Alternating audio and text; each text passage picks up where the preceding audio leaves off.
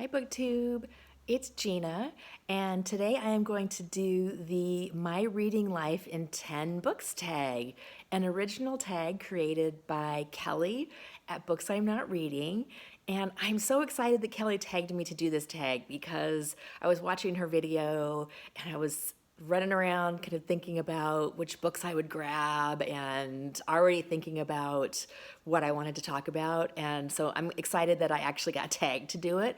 I have no problem just stealing a tag and doing it if I feel like it, but it's a lot of fun when I got tagged to do it. So the prompt for this tag is tell us about the 10 books that most strongly formed you as a reader, from the first book you read on your own, perhaps, to today, and why they are significant.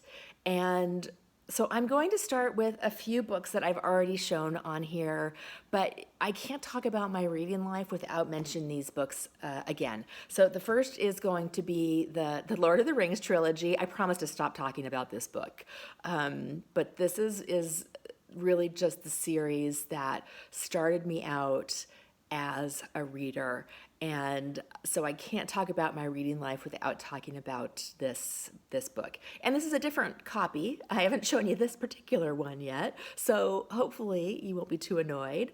This is a wonderful copy of The Two Towers, the version that came out. There was a red one, a blue one, and a green one. So I've got these nice little paperbacks. This is not the copy that I read when I was a kid. I don't have that copy anymore. And then the second book from that same era is The Wind in the Willows. And this book is really special to me. One, because it's just a wonderful book. I absolutely love this book.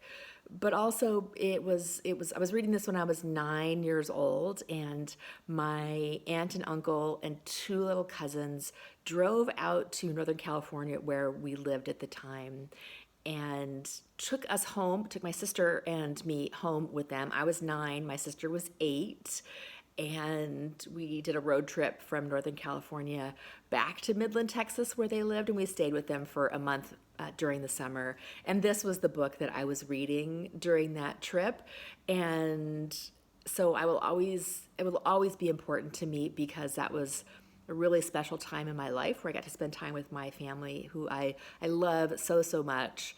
And this book was the book that I took with me on that trip and was reading in Midland, Texas.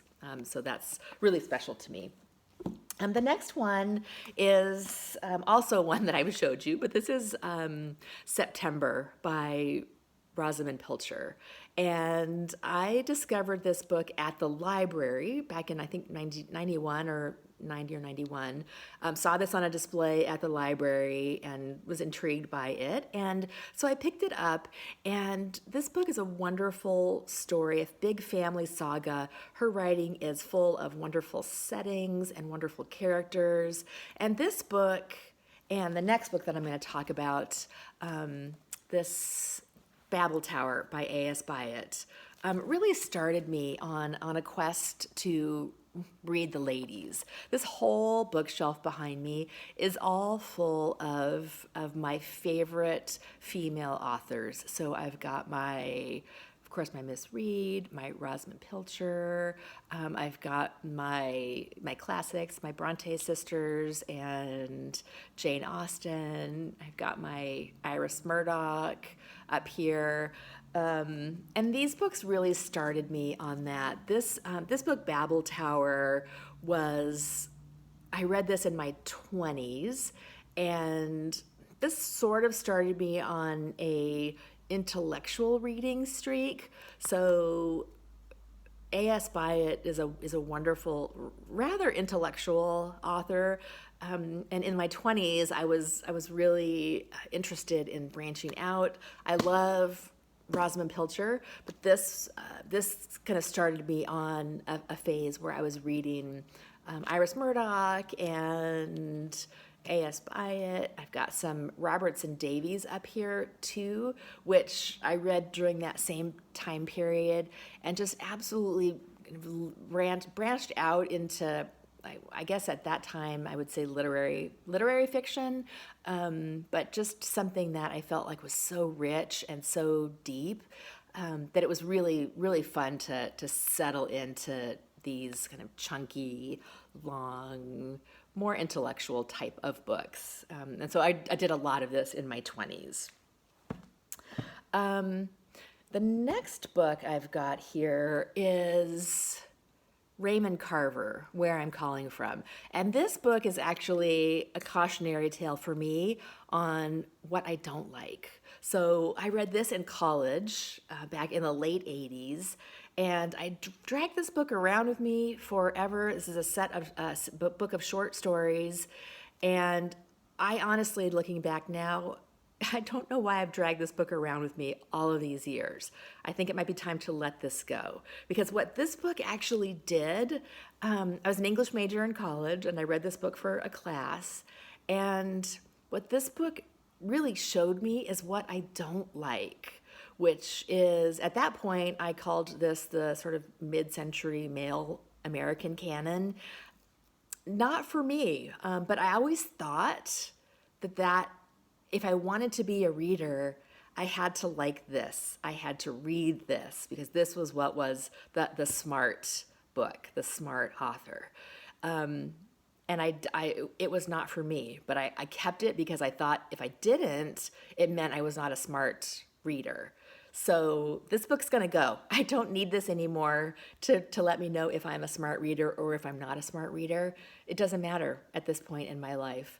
So this book's gonna go, but it was important to me because it helped me to learn what I didn't want, what I don't want to read. And that's really things that are intellectual but not enjoyable to me. I don't need to do that anymore. So this one is actually gonna go. I'm gonna let this book go. It's gonna go on my Goodwill bag.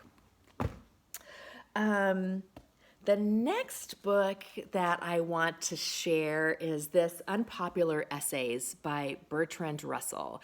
And I love this book because I was reading this around the same time. I'm in my 20s, but this book helped me to start to think critically about life and about politics and about religion. And I have to read you the back of this book.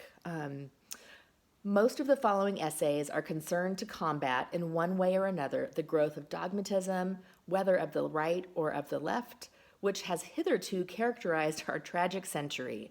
This serious purpose inspires them, even if, at times, they seem flippant, for those who are solemn and pontifical are not to be successfully fought by even being more solemn and more pontifical.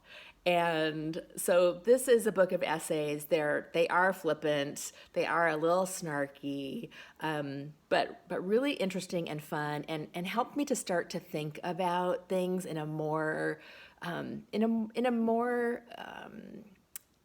a way that wasn't just personal, but was just political and social. And so I really enjoyed these essays. I will always keep this book. I go back to them. I read this. I really still really enjoy them. The language is a little much for me sometimes, but a lot of fun. The next book I have here is the very first cookbook that I ever bought in my 20s. This is A Taste of Heaven and Earth by Bettina Vittel. And I had to include this because I have a huge cookbook collection. I read cookbooks a lot.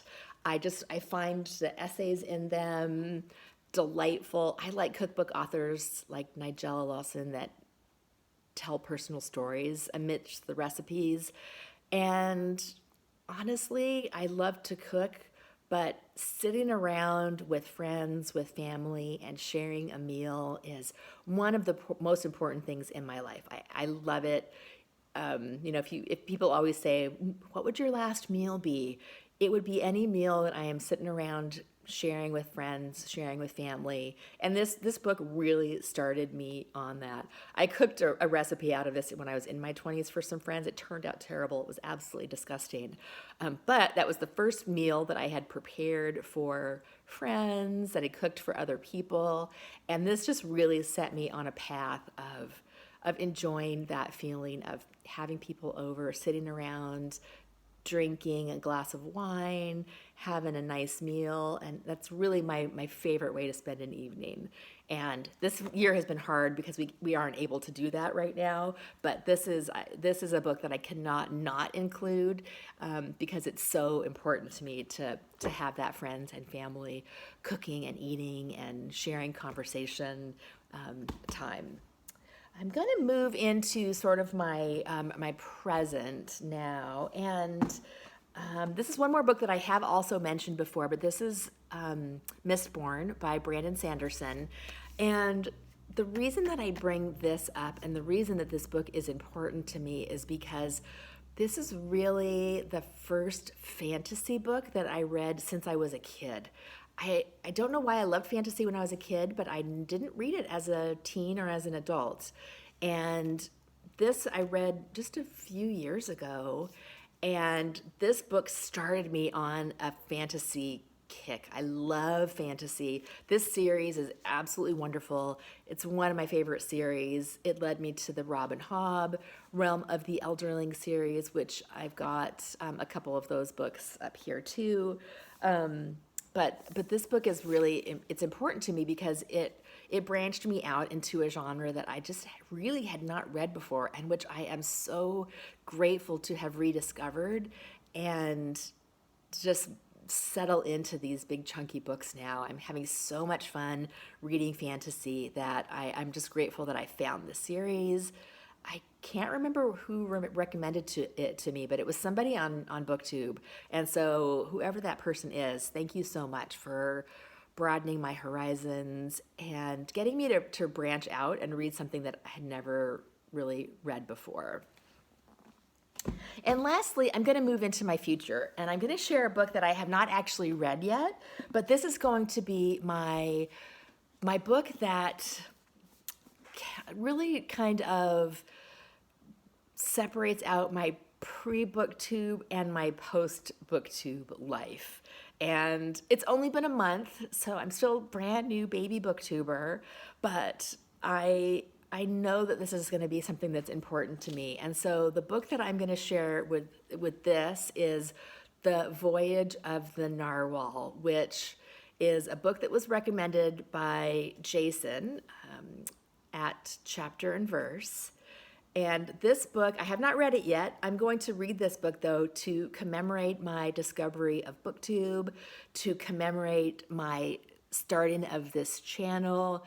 Kelly and Jason have just been such wonderful advocates of BookTube, and I'm so grateful that I discovered their channels.